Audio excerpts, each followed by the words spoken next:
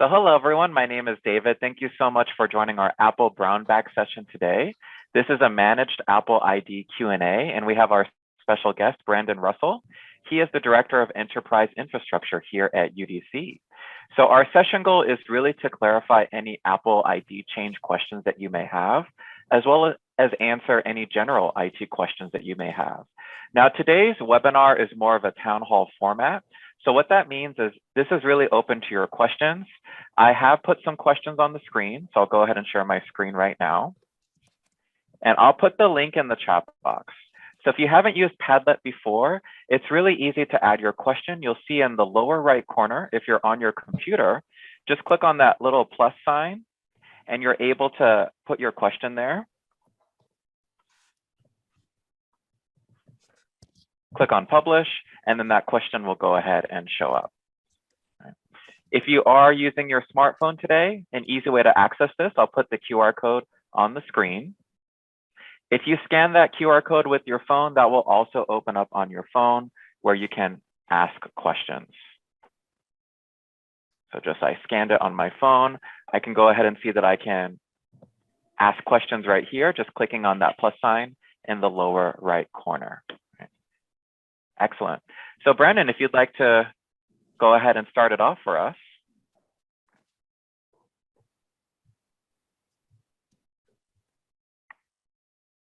Again, I'll put that link in the chat box for you. I'll also put the QR code up on the screen.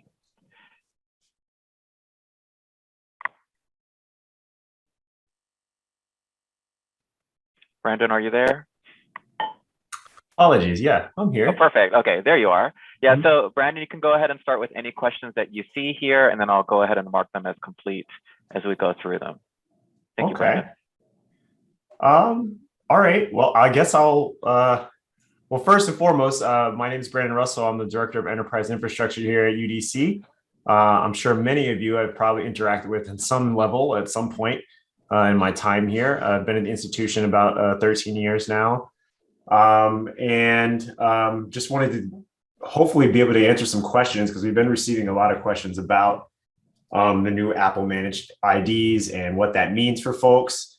And I think it's definitely a opportunity for the university to grow into the Apple ecosystem. So with that, let's see. Well, I guess let's just lead with the most basic one, that first one on the corner there. Can you explain what is being changed with the Apple IDs? So what's happening is Apple has what they call a managed Apple ID. Many of you are familiar with Office 365 and the way that that works. Today, when you guys access Microsoft Word, Excel, any of those types of applications, your Outlook, you're logging into Office 365. What you may notice when you log in is you get that UDC login screen that you usually see when you log into My UDC. What this is called is this is Federation. It's a big buzzword around the IT community these days, but basically what it means is the IDs that you're using to log into these services are actually owned by the institution. And in this case, it's UDC. So when you log into Office 365, for example, you're actually logging in to a UDC server, which is allowing the Microsoft system. Basically, the Microsoft system is saying, "Oh, okay, you trust, Bob, so I'm going to allow you to have access to these applications." There's some, there's a little bit of magic happening in the background in terms of allowing that to happen through single sign-on, but and the licensing components of that. But essentially, once you log in, you are now given access. And this is very much similar to what's happening with Apple. For years, we've given out iPhones and MacBooks and things like that to the community, but those have always been kind of unmanaged. So when you receive an iPhone or something like that and you create an Apple ID, when you first use your phone, you have to create an Apple ID in order to access the App Store and other things like that. So what's happening now is similar to the Office 365 process. We have now entered into an arrangement with Apple where we will now have managed services for Apple devices. Now, this is there's something unique about this. It's not exactly like Office 365. There's not a Word equivalent or anything like that. But what this does enable is classroom learning experiences. So Apple has several applications that they use. If you read up on anything they're doing, they have a large HBCU initiative that they recently, I believe it was several $billions or something that they actually gave towards HBCUs across the country. We're actually a member institution in that. And this is kind of the first step into being able to access that content. And the idea is that they want to allow teachers and professors to be able to manage their classes through Apple devices. But in order for us to do that, we have to move into this managed Apple ID format. And with that, just taking a step back here, what has happened is over time, people have used their iPhones and their devices to log in or create Apple IDs with the @UDC name. So for example, I'm brussell@udc.edu. And that has always been what Apple calls a personal ID. And a personal ID means it belongs to you. All of the contents there that are stored are your contents. If you have iCloud, things like that, all that is stored there. Well, with this managed Apple ID, when we turn this on, those IDs essentially become the property of UDC. And let me pause there because this kind of goes to the second question, which I'm seeing there. What information will be saved when switching to a UDC Apple ID? That's exactly it. We're not actually taking your ID from you. We're just simply taking the name. So for example, brussell@udc.edu. The contents of that ID will be moved, will be moved into that new ID. And that ID remains, in terms of the contents, remains the same, but the name cannot be in @udc.edu unless it federates, which is what we were talking about earlier. So basically what we're doing is we're just kind of reclaiming these IDs so that they can be used for this new managed Apple ID service, which is required in order to be part of this HBCU initiative and be able to use some of these features in the iCloud environment. There's some other benefits there, but I'm sure as I get through some of these questions, we'll talk about those. Will this add another user account to my device? Yes and no. So we haven't actually rolled out, and I'm sorry, guys. There's a lot of background noise. I apologize. No problem. That happens, right? My cat, whenever I do a webinar, she'll come up on screen and meow, right? So yeah, there you go. That's life. Yeah, it is. I'm sorry. They're drilling some holes on the other side, so I apologize. But hopefully, I'll try and keep it muted.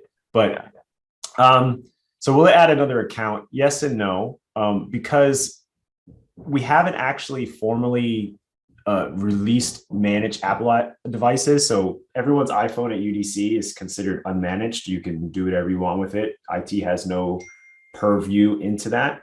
But as we move forward, we're going to begin moving those into managed devices. And the reasoning for this is just basically to allow the university to be able to push certain content to devices in the event of, something crazy happening on campus or something like that. We would be able to essentially push notifications to the devices. And if you lose your device, we can track it, or we can lock it and keep people from being able to steal data from that device.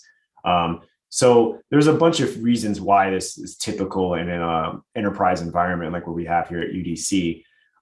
But when we roll these out, we're still, the debate's in the air, and it really is ultimately up to the COO. But there will be a chance where you can go two ways. Either you can have multiple accounts, or you can just have the managed account. I will say that in most environments, especially education, most people tend to allow both. I think we're in a dynamic environment. It's very difficult for IT to be able to fulfill all of the needs that someone may be using on their iPhone. Say you need to download an app or something. you probably need to be able to do that. I think that's just kind of baked in functionality that we've come to expect. I can say that here in IT, we don't necessarily, we kind of believe that's the route to go, but at the end of the day, it's not ultimately our decision. But if we're advocating, I think that's where we're going to go. And I kind of expect that's what you're going to see. So you'll be able to have both. One note, and that kind of brings it to that, is with this managed Apple ID, one of the things you can't do is purchase apps. So you do need to have your own personal ID in order to do that. So if you have a Gmail, one associated with your Gmail, or you just have an iCloud address, that one would be used for purchasing apps. But when we do go to the managed app or managed phone, there will be a app store, like a UDC app store, where you'll be able to go to and download apps that are chosen for the university that might be recommended, and we can push those things out to you. So it'll make it much easier if you're looking for a particular thing that you're looking for that is commonly found at UDC. Let me look at the next Just to take a brief pause, are there any questions about what Brandon has covered so far? So we've covered those top 3 questions right here. Feel free to unmute if you do have any follow-up questions. Okay, looks good. Well, thank you, Brandon. We can continue. Well, I was. Oh yes, was that Terry? Yes, this is Yes. Terry. I'm sorry. I'm slow and struggling with this. Please forgive. No worries. So in a sense, my UDC cell phone is becoming a personal device. Is that correct? Well, I would say it's more personal now. It's becoming maybe less personal. I don't want to give the idea that in IT, we can necessarily view the contents of your device.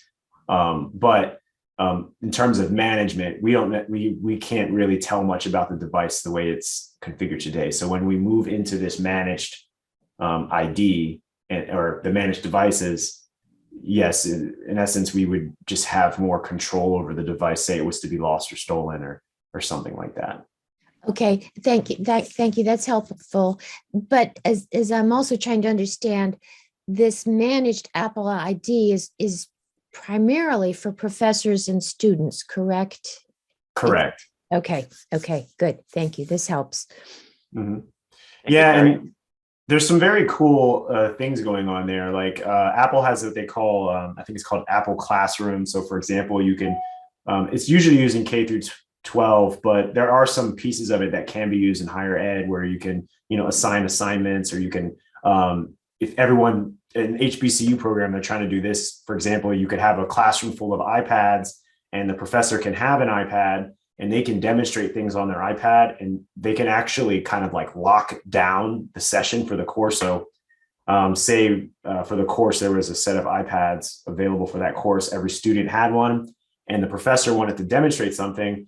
He can hit a button on his iPad and it actually will move it. It'll basically take over the display of the other iPads in the room, and they can basically see exactly what the professor's doing or interact with what the professor's doing. So it really does enable all of these different types of learning experiences that, we really aren't using today, that I think once we have these IDs, you'll be able to see how it can be used in a teaching environment.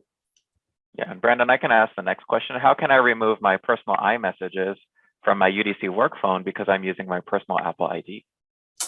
That's a good question. So when you're in the settings, you can actually disable iMessages under the iCloud options. You can say that you don't wish to sync those. Typically, if you're on iCloud, those synchronize across the devices, whether it's an iPhone, iPad, Mac, whatever. But you can just turn that off and they will not synchronize. Some people, I can understand why you'd want to do that as well. So that's the easiest way to do that. Thank you. And Brandon, can I install programs on my Mac? And I assume this is for a Mac that's issued by UDC. Yes, and that's true. Yes, you can. And what's very interesting, if you speak to any of the Mac technical people, they will often talk about, the typical Mac user loves to feel kind of I don't want to use the word entitled, but they feel this, they're used to interacting with their Mac in that way, and that's kind of the way we'd like to try and to keep it, even when we do maybe move into a more formalized Mac world. But as of this day, we're not doing that. You have full administrative rights on a Mac, but obviously that comes with its limitations, right? Like if you need assistance with your Mac, our staff doesn't necessarily. We're not Mac certified to be able to help people with that. So when we assign these to people, we generally let them know that, hey, you're kind of on your own in terms of the administration of the device. If there's applications that don't support Mac, those aren't things we can necessarily help with. But I do foresee, as we're moving forward, you're going to start seeing more of that, being able to be more flexible and IT being able to assist more. And this managed Apple ID is kind of the first step into that world. Yeah, thank you, Brandon. How does this affect updates on my Mac? This will not affect updates at all. This is merely just an ID change. It'll be exactly the way it is today. Same as above, you have administrative privileges. Thank you. And then let's say I have a PC that's issued by UDC. Can I change my computer to an Apple device? Being honest, if your department allows that, we in IT don't actually have an issue. However, there are some incompatibilities. So depending on your role, you might want to make sure that whatever it is that you do on a daily basis can still be done on your Mac. Because some people get one and they're thinking it's going to be just like a Windows machine, and it's definitely not. So if you don't have experience in that world, I wouldn't necessarily recommend it. But if you feel comfortable, and the department allows you, we wouldn't block the purchase. You can definitely use Mac if you like. Thank you. And I think this kind of covers our first section, which is about Apple. Are there any other questions from the group about Apple IDs, or anything that we can have Brandon clarify? Dominique? I would just like to say thank you, because I just tried, because that was my question about the iMessages, and I was able to turn that off. So I want to say thank you, because I did not like having both of them show up on both phones. So that's great. Do you have any recommendations on the way that IT is going to help people get more familiarized with Apple products if they're not, so that they can become more comfortable with them, so that they might be switching, because we're becoming a Apple-based university? Yeah, if I'm thinking from a marketing perspective from Apple, I think that's their intention. So this HBCU program is not only for faculty. They've been very adamant about it being for staff as well.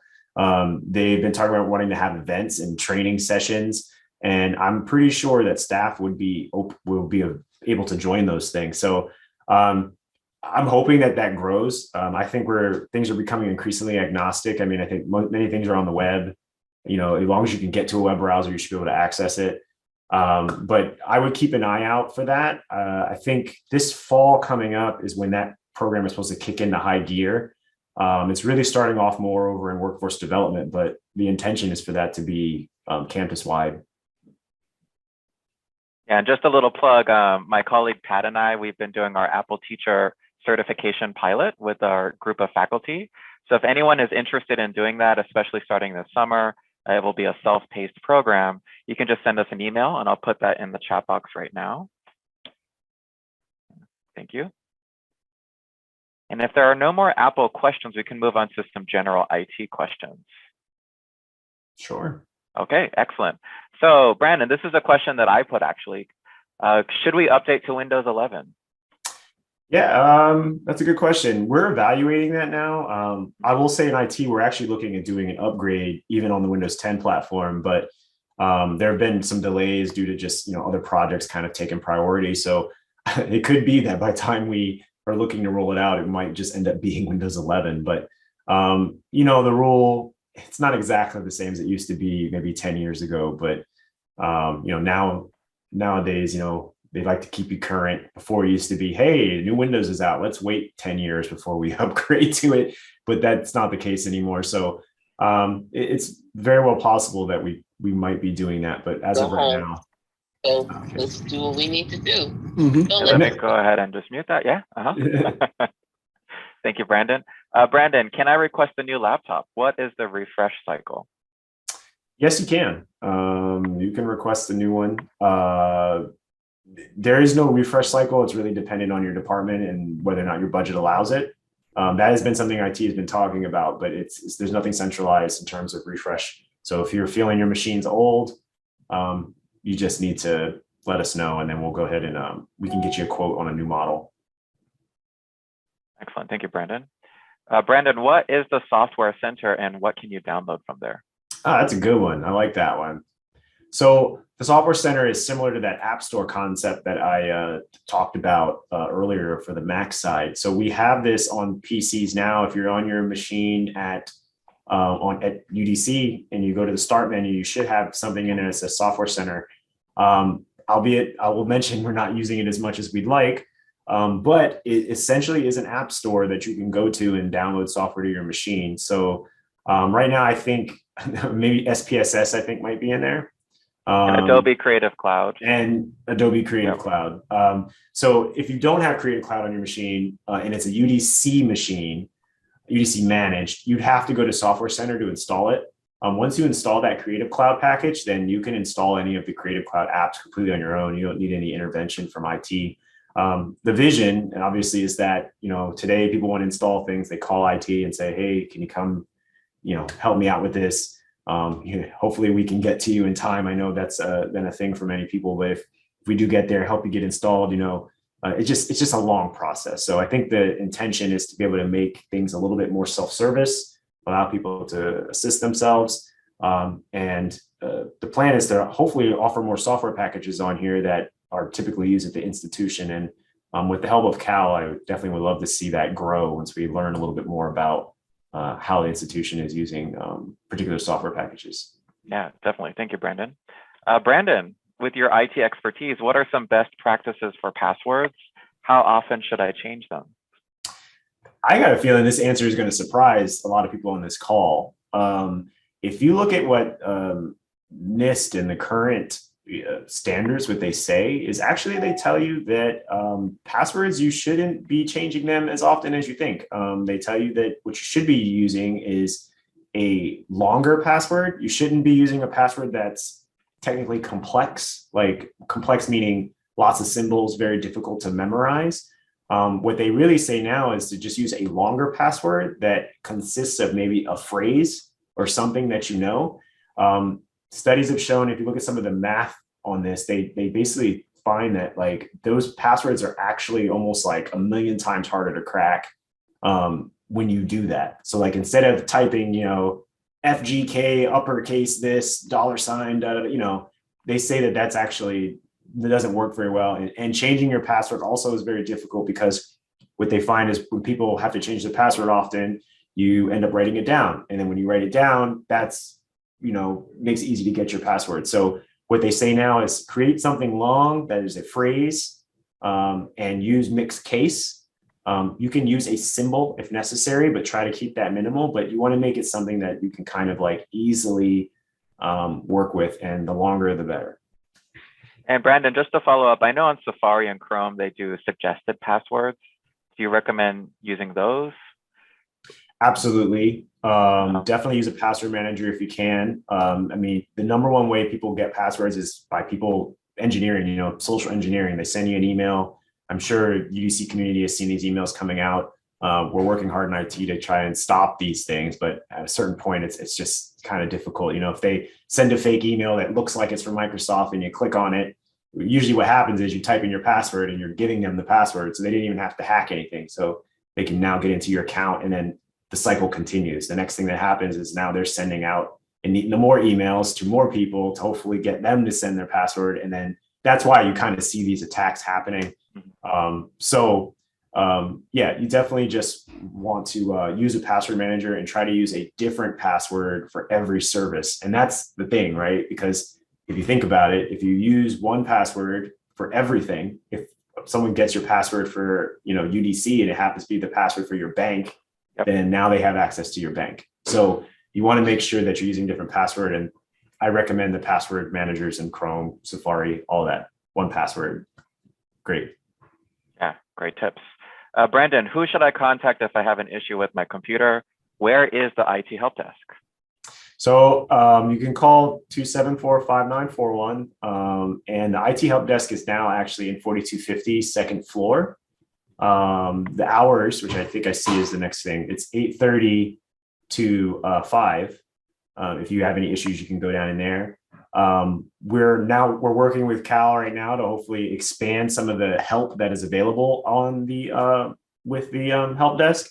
If you go to service desk or help.udc.edu, you'll be able to find stuff there. And we're actually working now on kind of revamping that and trying to make it, more centered around the user experience. So a lot of the things that, I think typically have been IT, which is like, keyboards and mice, I think are now moving into more cloud-based things. So yeah. I think as time grows, I think you're going to start to see more content on there that's helpful. So I know today, maybe sometimes it might be a little difficult, but I'm hoping we're going to see improvements there, and that's the best place to go. Did I get that number right? 274-5941? That's correct. Yep. Okay. Excellent. Thank you, Brandon. Brandon, it seems like I can't access Zoom on my work desktop. You can't because you're using it. That's why I was wondering. No, it's a joke. Anyway. But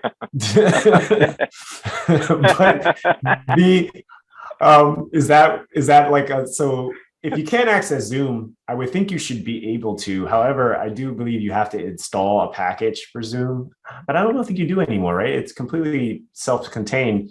If you're having trouble, I'd recommend contacting the help desk. But as you guys know, we do have federated access to Zoom as well here at UDC. So it is supported. So if you are having a problem, let us know. But it's very difficult to tell from the question exactly what might be stopping you. So it should allow you to install Zoom to join a meeting without IT intervention. But if it's not working, let us know. I'll actually share my screen because it might be an issue with the way that you're logging in. So I'm going to share my screen. You need to log into Zoom using the udc-edu.zoom.us site. And when you log onto that site, you'll see that it has that UDC logo in the upper left corner. And then another issue I find that if you are using Zoom on your desktop with the Zoom app, you can't log into Zoom. Let me go ahead and annotate this right here. You need to click on this SSO key figure. Once you click on that, you need to put udc-edu right there. So that is our company or our school domain that you'll be using. Right?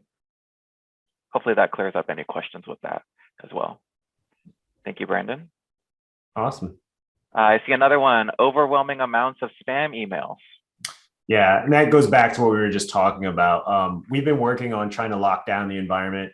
That's why we moved to the multi-factor authentication. That's a way that these people get in and send these messages. We have some system upgrades that are currently going underway. Actually, this weekend, we're doing some of that as well to hopefully be able to start to cut down on these. But ultimately, there's nothing we can do to stop it entirely. One of the biggest things is really about education. We're trying to get some programs set up where we can start to educate people to be able to recognize these. Because ultimately they can get through to anything. It's that same passage I just said. It's like all it takes is one person, and the larger the organization, the harder it is to secure it. We have, if you think of alumni, there's over 40,000, 50,000 accounts in our system. So all it takes is one person to make a mistake, and the next thing you know, they're able to send email. So education really is the best thing, but we're working diligently to try and stop it as much as we can internally, but there's just some upgrades that still need to happen to make it happen. Yeah, Brandon, what are some red flags when you get a spam email that show you that this is actually spam? It's not a legit email from the IT department here at UDC. So one of the best things to look at is the from line. A lot of times they try to like act like they're, say, I think there was one recently that said it was from Microsoft, right? Mm-hmm. Obviously, first you want to look at the language. If the language is kind of off, usually that's already a thing, especially if it's from a company like Microsoft. But you want to look at the email address. And sometimes if you notice when you get an email, it says the display name, which is like, it'll say like Bob from Microsoft. But if you click on that, it'll actually show you the email address it's from. So if you look at that, you can see, usually it won't be Microsoft. It'll say something like, Bob at, it might say micro.soft, or it'll be Microsoft spelled wrong, or it won't even be that. It'll be a Gmail address. Like if you see that, then chances are it's fishy. If it smells like fish, it's probably fish. So you wouldn't respond to that message. Every time I see those messages, I always make sure I check and understand too. IT will never send an email asking you for your password. So if you get an email that says, log into this place and go here and give us your password, we wouldn't ask you to do that. So that already is probably a red flag. So definitely look out for that. We would at most reset a password before we would ask you what it is, because we just definitely don't want to know that information. Last thing I'll say too, if you see a link on a page and it's not like, it's telling you to go somewhere and you click on the link, you want to check in the address bar and make sure that it looks like it's a real link. And some of these education programs I'm talking about actually have training simulations where they'll show.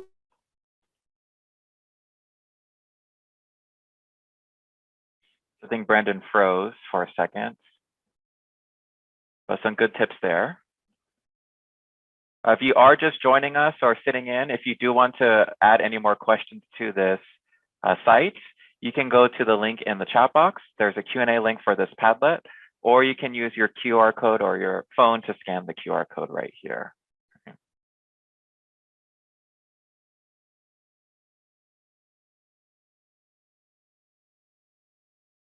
Cal team, are you able to see and hear me? Yes, David, I can see it and hear you. Okay. It just looks like Brandon is frozen there. Okay, no problem. But some good questions today. Yeah. Excellent questions. Yeah. Excellent questions. Excellent information there. Yep.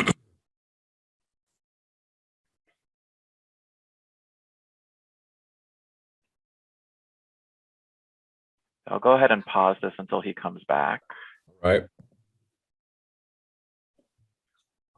Yeah, so Brandon, thank you for those tips on the spam emails. I get spam emails all the time, like $500-$600 a week if you click here, or tell me your password, things like that. Yeah. So the authentication pop-up continues to pop up despite checking the option to be remembered on the device. Yeah, so we've heard some reports of this. It's not supposed to be doing that. If you are seeing that, definitely put a ticket in so we can investigate. Again, it's not supposed to. Just so you know, though, there are several factors that actually cause this to come up. It's supposed to be intelligent, and it's looking for changes in certain things. For example, like if you log into a device in Maryland, and then all of a sudden your next login is in, I don't know, Russia or something like that, the system is supposed to prompt you. And that's one of the factors. So like if it sees that this IP address, the number that actually tracks on the internet is showing you is changed, it'll do that. Also, if you have changes in your screen resolutions, like if you move between devices, that sometimes does it, which is why you have to check trust this device. So if you're seeing it after you've already done that, and you're using the same browser on the same device, and you haven't skipped countries, then you should be able to, it should not be doing that. So if you are seeing it, let us know. We'll take a look. I will say this though, starting in the next, it's probably going to be right after the end of this semester, we're actually going to be doing another upgrade to the single sign-on system. So it may be possible that if you're experiencing an issue, it may be resolved as part of this new upgrade that we're doing. So. And Brandon, how do people send in a ticket if they haven't done it before? You would have to go to servicedesk.udc.edu, and there's a link there that says IT. See, it says submit a ticket. Yep. You right click here. that, and then you have to log in. And knowing demo luck, you'll click it. It won't work. Let's see. Yay. Okay. It works. So you would hit create case, and then you would select your role, staff, faculty, and you basically fill out this form here. Excellent. And I'll put this link in the chat box for everyone as well. Also, I should mention, you can also send email to support@udc.edu. Mm-hmm. If you send an email there, that also will create a ticket. Support@udc.edu. Correct. Or Excellent. call the phone number 274-5941. And that is from 8:30 to 5. No, it's 24 hours. 24 hours. Okay. Yeah. And like I said, we're working on expanding this. I'll be honest to say that I think there's a lot that needs to be done to improve services there. And we're really working to try and make it better moving forward. Yeah. Thank you, Brandon. Brandon, here's a classic question. UDC Wi-Fi or UDC Secure? What do we use? So you want to be using UDC Wi-Fi if that's just general internet access. The only thing you can do on UDC Wi-Fi is the web. If you need to access any internal system resources, say your SPSS is an example, you're trying to access a file share, maybe you're trying to access your department file share, you would need to be using UDC Secure. I honestly recommend if you're a staff member, just log into UDC Secure, and then you won't have to worry about it anymore. Your device will always be on there, and that's the best thing. Students can't use UDC Secure, by the way. It's only for staff and faculty. So if you're a student, you have to use UDC Wi-Fi. I have just a question. Yeah.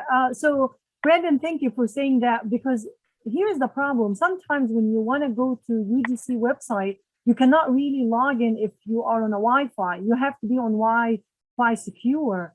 So if the student can't log into not my UDC website, how they can get to my UDC, for example? On UDC Wi-Fi, they should be able to log in because UDC Wi-Fi brings up what they call a web prompt. So when you first click on it, you get that. If you're on your phone, it'll pop up and you'll get the login box. You would type in your UDC credentials, hit login, and then it lets you in. The thing about that, though, is that it expires. Like, it doesn't last forever. I forget the timeout on it, but you'll have to do it again when you come back. Whereas UDC Secure, you actually are downloading a certificate, and when you log in, you have to hit approve, and then it remembers from that point on. Okay, that explains. All right, thank you. Yeah, thank you, Brandon. Brandon, Wi-Fi signal strength is low on campus sometimes. It shouldn't be. I mean, we just rebuilt the network. If you are experiencing it in certain locations, again, I'd recommend a ticket. I will say, we do have the system now can really detect that thing. So if you're having an issue and you're able to recreate it, if the ticket gets to our level at the engineering level, we can actually pinpoint it and look at what the signal strength is, and we can determine if it's a problem with the Wi-Fi or something like that. But I also want to caution people, though, too, Wi-Fi is, sometimes it is flaky. So, by nature of radio, depending how many people are around, the weather, there's a lot of things that do actually affect that. Your distance from the access point, are there any obstacles in between you, your laptop? There's so many issues there that I all think it's difficult to determine. So I'd recommend putting in a ticket. And if it really is something that's pertinent to your job, like you're like, hey, I can't get work done because of this, definitely put in a ticket, and then we can go through those processes. I know it's a lot of work on your part, but there should not be holes in the environment, because we actually, when we originally built this, we did a survey where we went to every place and we did what they call a heat map. So the access points are strategically placed to cover the entire campus. If maybe we missed the spot, maybe you found it, let us know. But you shouldn't be experiencing that. Thank you. Brandon, so next one, what are the metrics around IT tickets, and where can we, the UDC community, find this information? Are they IT able to provide transparency around turnaround times? It's been my experience, and many others, that tickets sit in a black hole or queue for unreasonable amounts of time without contact or communication. Yeah. And I can't act like I haven't heard this before. I do firmly believe that, sometimes this happens. As with many places around the campus, we are doing the best. There really are only 3 technicians for the entire campus that service everybody, that are local here. When you do call, you are calling us a service center. But I think there's 2 issues here. One, I don't know that we fully empower the service desk, the call center, to be effective, because we need to provide them more knowledge, and that's something that I was just talking about working with C.A.L. being able to give them more information about being able to solve your problem without the ticket having to come back. That way you can call and it gets fixed the first time. That's something we're working on. But we are working on trying to be able to be more transparent about that. Just so everyone knows, there actually isn't even a manager over the help desk right now. We have a position open for that. There's never been one in my entire time here. So I know there's a lot of pain here. And I think we in IT can see it, but we're honestly trying to do the best we can around that. But I think if anything, it really is a resource constraint issue, and we're doing our best to try and make that better. If you are having trouble, feel free to shoot me an email. I'll have no problem just circulating that and seeing if we can get assistance. If you have a ticket, say, hey, this is my ticket number. It hasn't been looked at. People can email me. That's fine. I have no problem with that. And I'll do my best to try and get somebody to be able to help you with your issue. But moving in the future, I think we're going to hopefully see some improvement in this area. So very sorry for that, but unfortunately, that's kind of the way it is right now. And that was brussell@udc.edu? Correct, yeah. Okay, thank you, Brandon. Brandon, computers are not being updated. This includes laptops. My laptop says I am in need of updates that haven't been made in years. I would think that IT would reach out to schedule a time to fix these updates. Yeah, I think that's true. So it's possible. Remember, I was mentioning that we might be doing updates to the systems. Some of the machines actually have not received updates because maybe they're on an older version of the OS that was maybe not provisioned by IT, or there can legitimately be a problem with your machine. So my recommendation would be definitely put a ticket in. The team can re-image it.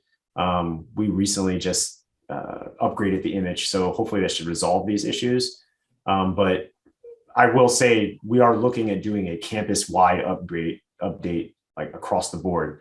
But as far as just patching, you should be getting those for security reasons, and you want to get viruses and things like that. So if you're not getting those, please put a ticket in so we can take a look at it, because it could be there's a problem on your computer.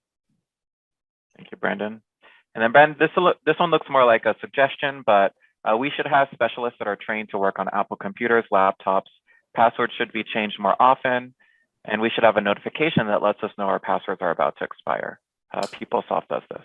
Yeah, that kind of goes back to my thing. So we actually don't have password expiration, and that was at the following the NIST recommendation. That wasn't, we didn't decide to do that because we're being lazy. That's what they're saying is the best practice nowadays because of people's tendency to write them down and forget them. Mm-hmm. So there is no expiration policy. As far as Apple, I think that's fair. If the campus does start to move more in that direction, I think it totally makes sense. I'd love to see our folks get training on that. But as of right now, yeah, Apple isn't the main focus. So I think that's going to change, though. As I said, I think devices themselves are becoming more agnostic. I mean, if you see now, there's environments now where there's not even a real desktop. It's completely virtualized. So that's going to be more the future. And I think you're going to see that that's the direction things are going to be moving from a support standpoint. Yeah, Brandon, this has been great. Look at all the questions that you answered. This has been awesome. We definitely appreciate your work. We know how busy you are, and just your wealth of knowledge really helps us as the CAL team, but also everyone else on this call. Absolutely. And I want to say thank you for having me, because I think this is good. I was remarking to you guys, like, this is, I think, what's kind of lacking in the community here. And IT hasn't actually had a platform to engage with the community, to hear what you guys are having trouble with. I think a lot of times we're making changes based upon, what we believe is the thing that's most hurting people, but we often don't know. So things like this, being able to talk with the community, find out what's really your pain points, being able to take this back and be able to make change based upon this is a big deal. And I'd like to see us be able to do more things like this with other members of the team. And so if we could continue this dialogue, I think we're going to be able to move forward in a more positive direction so that we can, make changes that really help people and not just, are kind of in a void. So thank you guys for putting this together. I really appreciate it. Yeah, thank you, Brandon. And I see a question from Cynthia. Yes, my question is, I sent a notification. We're planning to buy new software, 2 different packages. How do we get in contact with somebody, because the companies want to meet with our IT department for the implementation plan? Who do I contact to make that happen? I would say at this point, you could just reach out to me. It depends on what the product is. I may not be the final person, but I can at least direct you in the right direction. Okay. This is what I'm saying. I think we just need to do a better job being able to communicate these processes. So if you just shoot me an email and I'll see if I can steer you in the right direction. All right. Thank you. Mhm. Yeah, and I put that email in the chat box. It's brussell@udc.edu. Any other final questions or thoughts from our team or the group here? I just want to appreciate Brandon coming to this, and we're starting a dialogue, and this is just a start. So having you, Brandon, is really important to continue that. So we really appreciate the work you do, and the OIT as well. We know how much you guys put a lot of work, and sometimes it's not as seen. So thank you. Thank you. No, thank you for having me. Appreciate it, guys. Yeah, you're like the wizard behind the curtain. Yep, absolutely. Definitely. You're the hero. You are the hero, Brandon. Yeah. I appreciate it. So I'll go ahead and put some links in the chat box. We do appreciate everyone coming here today, and we hope you like this Padlet format for this kind of town hall. So first one is the CAL team. Our general email is calhelpdesk@udc.edu. And Brandon Russell from the IT department is brussell@udc.edu. We also have our office hours and our Calendly page, which you can check out right there, and our YouTube channel. So this will be uploaded to our YouTube channel very shortly. And we have a PD survey. So if you do have some time, let us know how we did today. And if you'd like to see more of these, we'd love to start incorporating them more often. Yeah. Brandon, any final thoughts? No, I'd say, hey, let's keep this going. I think this is great. Definitely need to do more of these things. So thank you guys for being a part of this. Everybody that's on the call, appreciate it. Thank you. Yeah, and Brandon, I'll send you a list of these questions as well, just for your reference. Okay. So we appreciate your time today. All right. So for everyone here, thank you so much for coming. I know we all are quite busy at the end of the semester, definitely, but thank you so much. We do appreciate your time, and we hope you have a great day and a great rest of your week. Bye-bye. Thank you very much.